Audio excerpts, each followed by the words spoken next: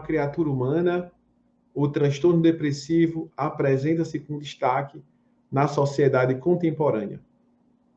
Conhecido desde prísicas eras, alcança na atualidade índices muito elevados. Vinculada a diversos distúrbios orgânicos e psicológicos, assola entre os indivíduos equipados de conhecimentos científicos e tecnológicos, ou não, no entanto, destituídos de autocontrole, de autoidentificação. Confundida com a melancolia e a tristeza, não raro, trucida os sentimentos da sua vítima, empurrando-a ao suicídio indireto, mediante o abandono dos interesses existenciais, ou diretamente graças ao salto no abismo da alucinação.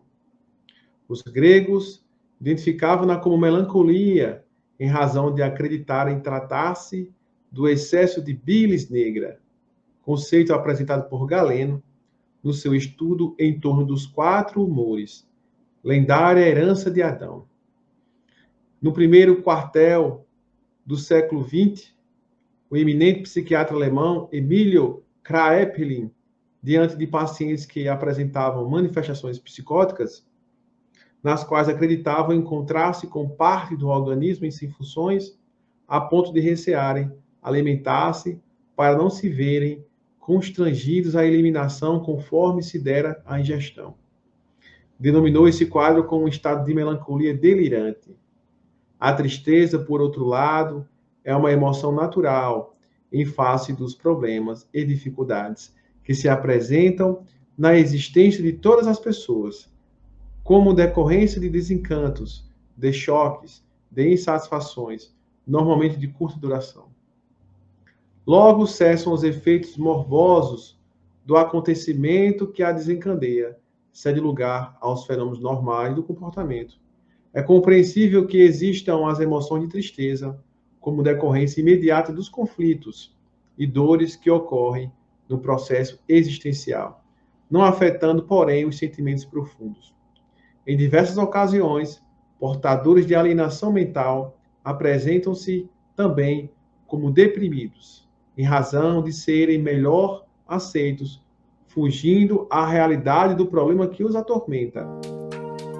A depressão, no entanto, é um transtorno mais profundo, no qual diversos fatores contribuem para a perda de afetividade, da alegria e para o mergulho no ensinamento, num total desinteresse pela existência.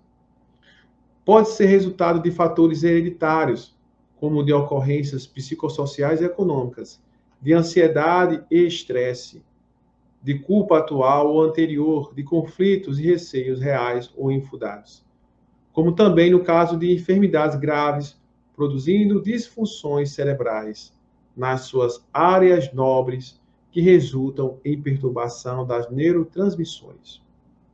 Na sua trajetória desgastante, a depressão complica, dá surgimento a manifestações patológicas de natureza cardíaca ou diabetes. É comum encontrar-se na depressão uma forma de tristeza, porém doentia, irresistível, sem causa que a justifique. A depressão deve ser cuidada por especialistas nas áreas da psicologia, da psicanálise ou da psiquiatria, conforme se apresente o torpe fenômeno. Considera-se a criatura como um espírito encarnado. Nele encontra-se toda a historiografia do seu processo de evolução, suas conquistas e prejuízos ao largo das reencarnações, exigindo atenção.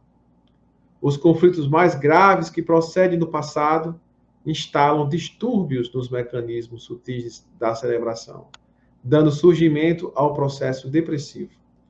Mesmo em se considerando os fatores de hereditariedade e os de natureza exógena, é o espírito o desencadeador do transtorno martirizante, cabendo-lhe a responsabilidade de reverter o quadro, mediante grande esforço da vontade, acompanhado pelos recursos preciosos da oração e da ação do bem, com os quais adquire valores que podem contrabalançar o erro e recuperar-se das dívidas morais.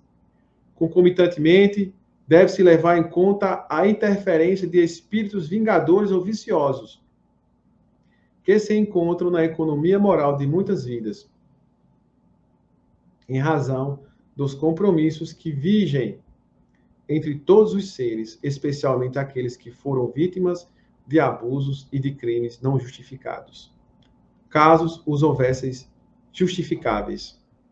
Nesse aspecto, as obsessões campeiam, gerando quadros depressivos lamentáveis, que se arrastam longamente, sem aparente solução, porque não são removidos os fatores que os desencadeiam.